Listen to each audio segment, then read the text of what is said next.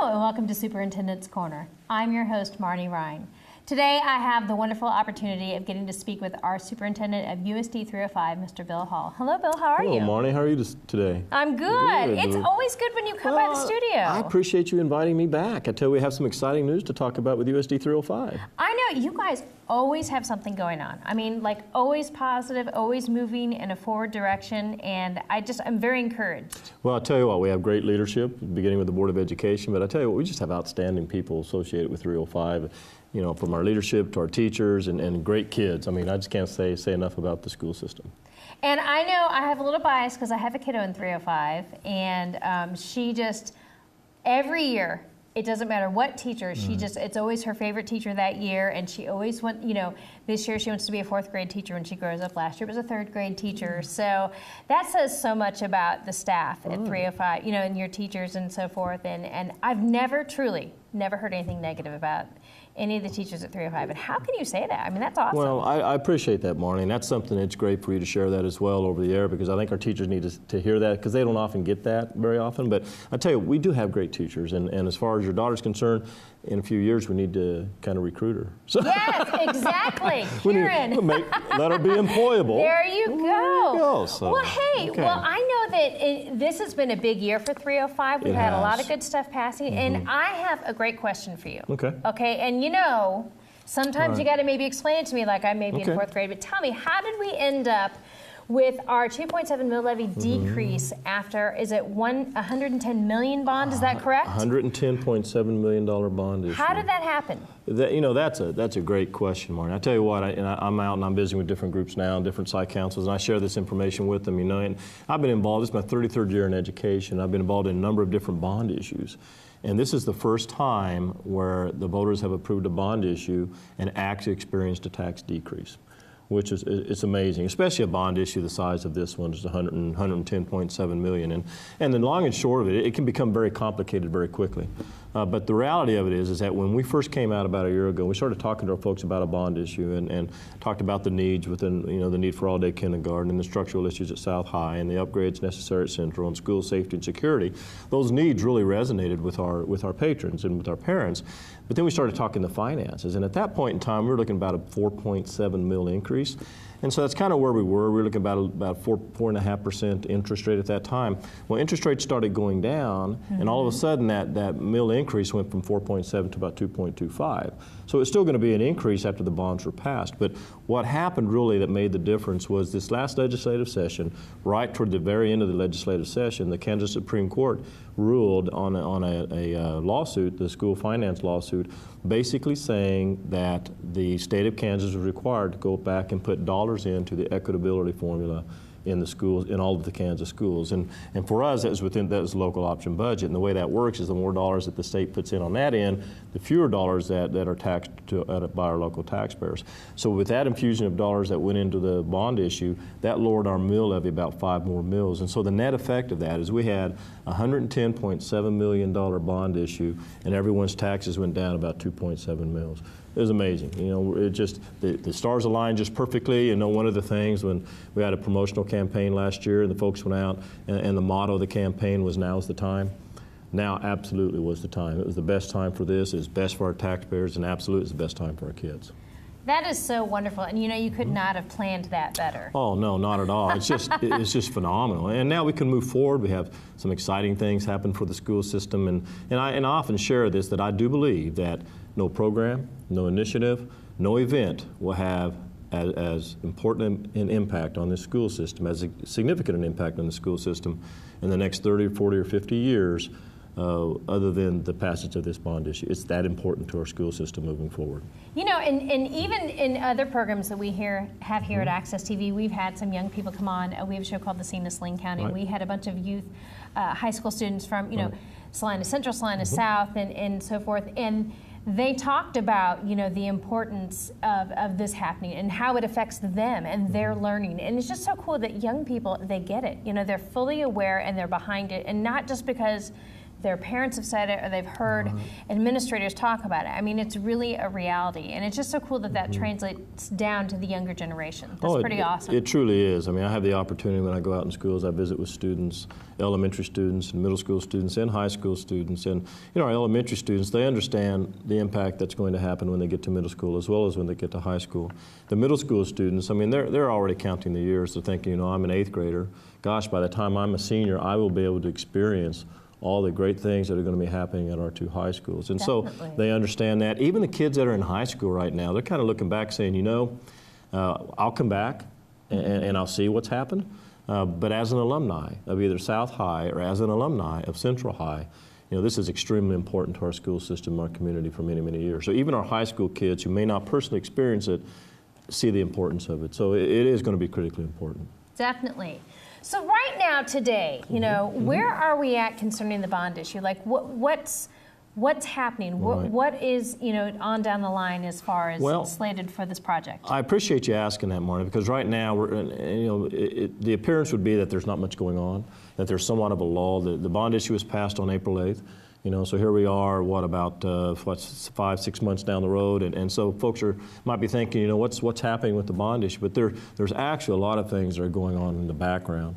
Right now, we're involved in the design process, and we have 16 different projects that will be taking place, bond projects, in the next 2 to 3 years. Obviously, the 2 largest projects are Central High and South High. Out of the $110.7 million, about $76 million of that will be for the 2 high schools. And so, we're utilizing a different design process and construction process for that. It's construction management at risk. And the way that works is we have an architect, it's DLR Group in partnership with Jones Gilliam Wrench here locally, and a construction management firm, McCown Gordon, out of the Olathe area, who are working side by side. And as the designs are being made, the construction manager, McCown Gordon, is working on cost estimates so that actually we can, once we get a guaranteed maximum price, which will be about a year from now, then we can start construction on those 2 projects. And they will be working closely together and overseeing those projects.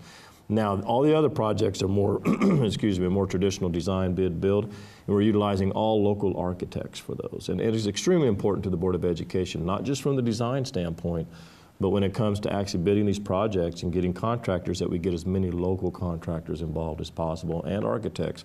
So we have architects working with design teams on the other projects, and when we go out to bid, we're staggering those elementary schools to make sure that our local contractors have the opportunity to bid them. And so, we have a lot of design things that are happening. Now, the timeline, we're hoping that by the latter part of spring, we'll start seeing the first groundbreakings at our first 4 elementary schools. And then probably about a year or so from now, we'll start seeing the groundbreaking at our 2 high schools. So it's very, very exciting. That is awesome. And again, it makes so much sense why the community was so behind it. The fact that yourself and the board are very passionate about having local contractors and just everybody being involved in affecting our community in such a positive way. Just such a win-win. Oh, without a doubt. And we really want to express to all of our local contractors to really take the opportunity to get involved in this process and visit with our architects. I failed to mention that in conjunction with this, we also hired a bond project manager, and this person, his name is Chris Upson, actually works for USD 305, and his responsibility is to oversee all of the projects, he and his department, over the next 2.5 to 3 years. And so Mr. Upson will be working closely with the architects, he'll be working closely with the construction management firms, he'll be working closely with the local contractors and the general contractors. So we really are encouraging all of our local businesses to get involved. And we understand, and the Board of Education understands, that the $110.7 million bond issue is a shot in the arm to our local economy. And so we really want to try to keep as many of those dollars local as possible. And the funny thing, and you mentioned the lower mill levy, which was really pretty good stuff. I mean, that just doesn't happen very often. But at the same time, we were very fortunate because when we went out and sold those bonds, it's basically a loan, we were able to sell them at premium. And so investors basically paid more for the bonds than the face value of those bonds. So even though it was $110.7 million, when we sold the bonds, we actually brought in about $116 million. So we have more dollars to work with when it comes to getting the projects done, making sure that we stay under budget. The board's already set the priorities for these projects. One is that we will be on time. The second is that we will be under budget.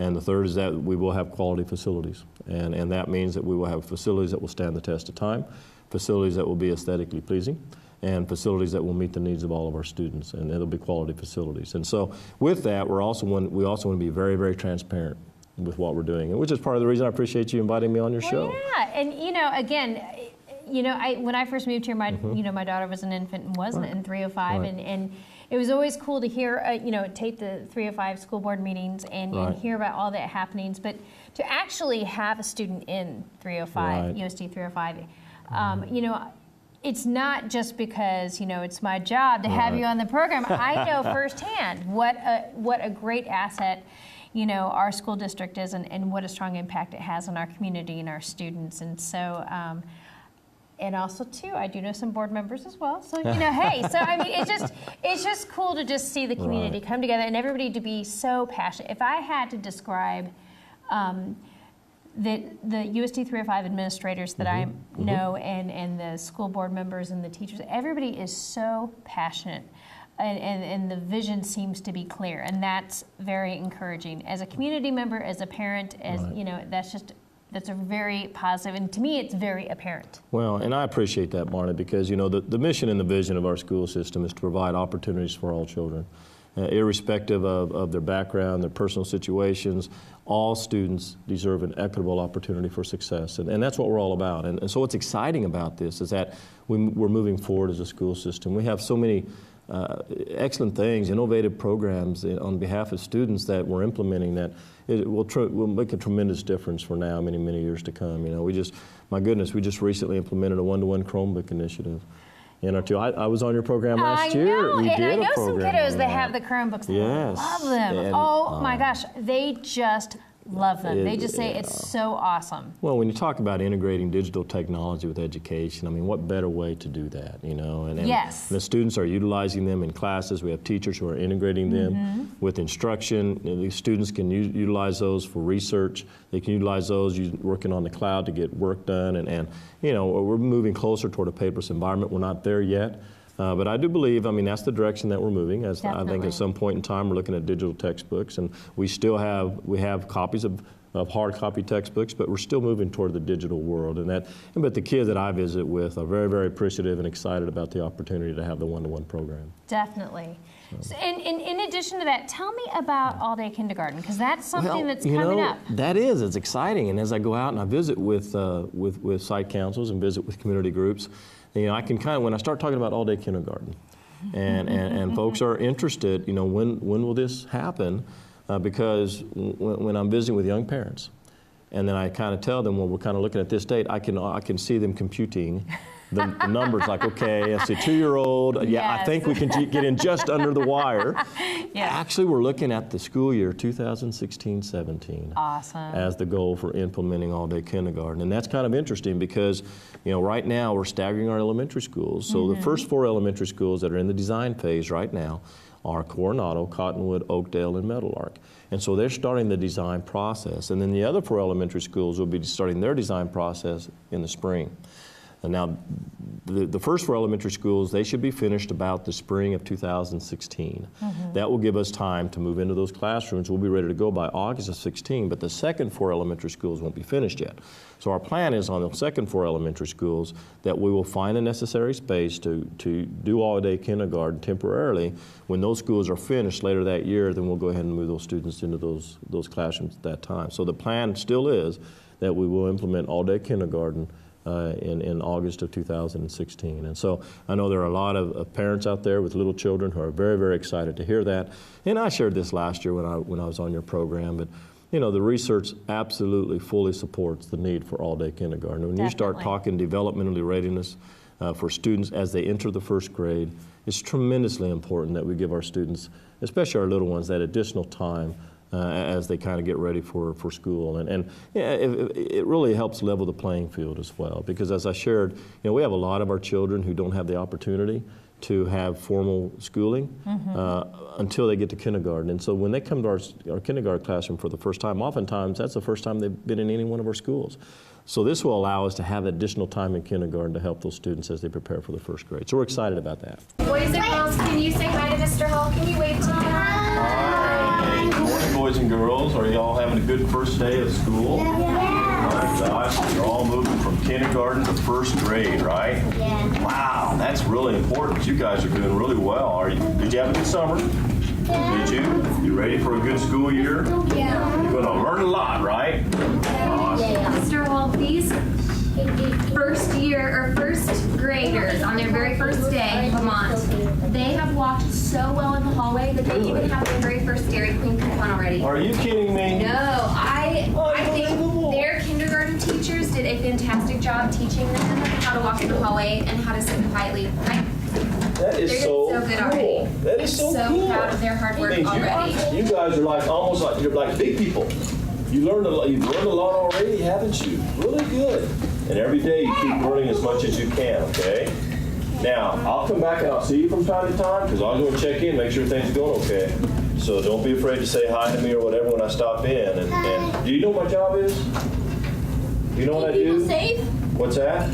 That's a very good part of my job is keeping you safe. That's part of it. My job, they call it superintendent. That's a long word, isn't it? Can you say superintendent? Superintendent. That's a long word. But I oversee all the schools in Salina.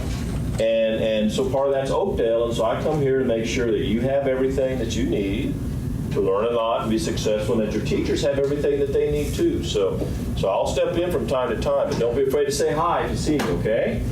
And you have a great first day of school. I know you're off on the right track. So thank you very much. Thank you very much. If you need anything, let me know. Well, tell me a little bit about some of your newest programs. I know you mentioned, about the Chromebooks and so forth, but tell me about your diploma completion program and Yes. Salina West Alternative School. Yes, we started the diploma completion program about a year ago. Okay. And now the building at that time that it's housed in currently was not constructed at that time. So when we first started the diploma completion program, it was housed in our operations center. Now the diploma completion program is a program for adult learners to assist non-traditional students to go back and get their high school diploma. And it's 100% online, computer-based program. And at this point in time, we've had, if memory serves me correctly, about 15 graduates already. Really? Who have received their high school diploma through that program. Now, what's exciting about that, and I would encourage folks, if we try to promote those, and we have ceremonies for the folks when they get their high school diploma, but nothing touches my heart more than awarding a diploma to a young person or even an older person who might be 40, 45, who never had the opportunity to go back and get their high school diploma and they complete it. Or they have their children who are cheering them on to go back and get their high school diploma. And there's tears, it's very emotional. It's such a milestone. It's such a great program. And then that's our adult learning program. Now, last February, we also implemented the Salina West Alternative Program. And that is an alternative school. And the reason we started that in February, we actually built a new building. And that building is just directly north of the Operations Center, just off of Broadway and Cloud. And that is now the Salina West Education Center. So the Salina West Education Center houses both the adult learning program as well as the alternative school. The alternative school is for students in grades 10 through 12 who are seeking a different alternative delivery style rather than the two traditional high schools. And so right now we have approximately 45 students who are enrolled in that program. It's a combination of teacher-facilitated and teacher-led instruction with computer-based instruction as well. And so, that has been very, very helpful. It's right in line with the board's vision and the board's purpose of ensuring that we have 100% of our students graduate from high school. And so that's also a very successful program. We have 45 students there now. It has the capacity of growing to as many as 120. Wow. And so we're looking to grow that program a little bit, but we're very, very pleased with what we're seeing right now. Two good programs. How does that differ from getting their GED? Now, GED, and the difference between GED and those two programs, with the adult learning program and the Salina West Alternative Program, they would actually receive a diploma from either Salina South High School or Salina Central High School. Whereas if they go through our Adult Learning Center, which also does phenomenal work, and the Adult Learning Center is ran by Kelly Mulberry, and that is housed on the campus of Salina Area Technical College, then they would receive a general equivalency diploma there. And so, either way they go, we're providing multiple options for them. And so between the diploma completion program, the alternative program, our two traditional high schools, or the general equivalency diploma degree program, we have multiple opportunities for folks to achieve their high school diploma. And the phenomenal thing about that is there's no cost to any of them. That is wonderful. Just takes their time to do that. So you know, and I think it's great how, like you said, depending on the different learning styles or what they're comfortable with, there's so many options. That is just a great thing, because a lot of times I think people think there's some, you know, financial barriers can be, you know, a roadblock, and it's nice to know that that's not true. Right. That you know, that there's a lot of help and there's a lot of support and options. Sure, absolutely. And we tell folks, you know, when they do get their diploma, either through the diploma completion program or the adult education center or the Salina West alternative program, that's just a beginning. We want and we encourage them to move forward with their post-secondary training, irrespective of what they want to do. If they want to go to a 2-year school, they want to go to technical school, they want to go to a 4-year university. You know, we are trying to prepare all of our students for whatever post-secondary plans they would like to have. And we're even looking at putting in, and this is part of the bond issue, is our career and tech ed pathways. And because part of that is, you know, we may have students who want a certification as opposed to a degree, or they want to go to technical college, may not want to go to a 4-year school. So part of our career and tech ed placement programs that we're looking at adding will provide additional opportunities for those students. It's conceivable that with some of the career and tech ed programs that we can have students achieve a certification, maybe welding or something like that in high school, to where they can become employable right when they get out of high school. Really? Yeah, it's pretty exciting. That is awesome. And you know, you exactly read my mind, because I was going to ask you kind of about the career and the technical education and where it's at, you know, in the realm of 305. That is amazing to me that they can immediately graduate and then get a job. That's wonderful. Well, I'll tell you what, and we're extremely fortunate. We've been working with the Salina Chamber of Commerce and a number of local businesses, business and industry leaders. This past year is called the Employee Development Transition Program through the Salina Chamber of Commerce, and part of that was working on developing and expanding pathways that we currently had in place, but really listening to our businesses and asking them, you know, what do you see as the most viable, employable needs for our community, for the Salina community? And there were a number of, based on their feedback, there were a number of things came back. Welding came back one of the highest. Really? And so with our business partnerships, we had a number of businesses, Phillips Lighting being one of them, and Precision Electric assisted as well, and a number of donations from different businesses. Put some dollars into our welding facility at Central High and upgraded that facility to assist us with that. With the bond projects, we're looking at doing more upgrades in that area as well, so that we can, you know, respond to the needs of our community. And so our businesses are right there with us. Just recently, I put together a Career and Tech Ed community task force that consists of local businesses as well as school officials and members of the Chamber of Commerce and Board of Education members to talk about Career and Tech Ed specifically, and more or less where we want to go with the bond projects. Because out of the $110 million, about $12 million roughly will set aside for career and tech ed development. That's extremely important when it comes to providing opportunities for our kids. And so, you know, we're looking at different programs such as, you know, I already mentioned manufacturing. We will expand that. We're looking at building construction as a trade, and where we may actually build our own home. And that's awesome. And then sell that home to the community and to put the money back in the program and provide learning opportunities for our kids and what building construction is all about. We're looking at such things as culinary arts, culinary sciences, and looking at industry-grade kitchens for all of our schools. We're looking at adding computer programming and computer networking in both of our schools. And then you'll like this, AV communications. We're looking into broadcasting. Very good, yes. At both of our two high schools. Awesome. But again, that's so valuable. We were talking before the program, that is becoming such a critical need for our kids to learn how to communicate via different mediums. Definitely, and my goodness, definitely. This is a great medium. So. Yeah, and you know, and it is amazing. You know, we are very fortunate here at Access. We have a lot of young people that come through to us, whether it's a project through one of their schools or on their own independent self. And it's interesting. Kids are so smart. I know you know this, but it just amazes me how quickly they adapt to technology and just. Selfishly, I learned so much from these kiddos. It's awesome. I mean, and they're just, I mean, if I could have had just like a fourth of the wisdom of these kiddos, this technological wisdom that they have, oh my goodness, who knew? Who knows what it could have been? Well, it was either, and I think about that as well, Maureen, because it was either I just wasn't very smart or they are extremely intelligent. I choose to think it's the latter. They are very, very intelligent kids. And they just adapt so quickly. Oh, without a doubt. Yeah, it's amazing. Oh. And that's why, you know, one of the things we talked about in our Career and Tech Ed task force meetings is that whatever we do, we have to be extremely flexible because things are changing so quickly. Yes. And our kids are changing with it. Yeah. And if we do not keep up to speed with that, then we're not going to be able to provide for the needs that our kids need. So.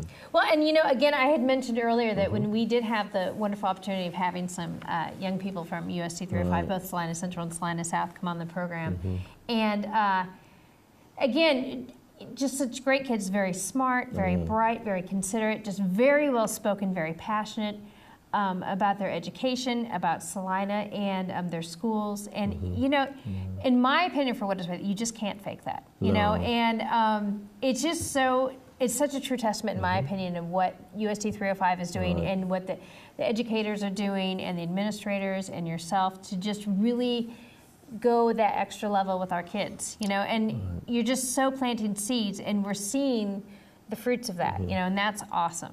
Well, and it's good to hear that, Marnie. I appreciate your vote of confidence because we believe that we're working very, very hard, and we just have outstanding people. I've said that before, and I know it sounds very cliche, but my goodness gracious, I mean, I'm out in the classrooms a lot. I see what's happening on a daily basis, and we just have phenomenal teachers and leadership, and I can't say enough about our kids. The program that I did on your program with the Chromebooks. Yes. And we had 2 high school students on that, and they were and great. My goodness gracious, I mean, I could just ask a question and sit back, and they just went with it. Just extremely intelligent, articulate students. And so we're very fortunate. We understand that we're kind of a hidden jewel in the middle of Kansas, and we have great people here and great community support, as is a testament with the bond issue. And definitely. And so I can't say enough about the Salina community and their support for our school system. Definitely, and it is, like you said, it is such a nice, pat on the back that the community is so supportive of everything that you and everybody at USD 305 is doing, and we just really do appreciate. I guess I mentioned it, but planting seeds, because the children are our future, and it's encouraging. I'm not scared about our future. No, and I tell you what, since I've been here, and this is now I'm going on my 4th year, but I have folks coming from the community to me quite often saying, "What can we do?" We want to develop a partnership with the school system, and we don't want anything in return. We just want to provide opportunities for kids. And to have that type of an association with the community is amazing. Definitely. And so we don't have to go very far to look for help. It's right around the corner. That's wonderful. Well, and if you ever need some encouragement, you can just talk to anybody. I mean, people love USD 305. They love what you and the administration is doing, and we're just so grateful that you have the passion, dedication, and the foresight to plant those seeds and just help our children, our young people, just be such great future leaders and take us to the next level. Well, thank you, Marty. I appreciate that. And we keep looking for additional opportunities as well. My goodness gracious, we're even adding high school bowling. I know. That is Isn't so that cool. cool? I know. I know. Why didn't we have that when I was in high school? I What's tell up with that? I tell the kids when they ask, and I tell parents when they ask, and I'm like, guys, I am not a very good bowler. I bowl, but I'm not very good. Bumpers. Exactly. That's kind of right where I'm at, Marty. But I tell you what, we have a lot of kids who aren't engaged in activities.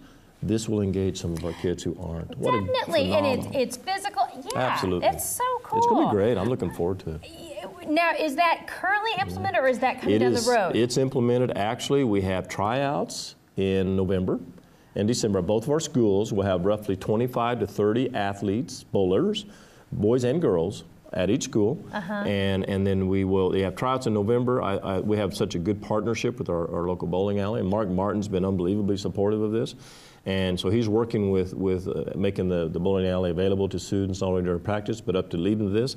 The season starts in January. We have a number of different meets, and it's a short season. Starts in January. It's over by about middle of March, 1st of March.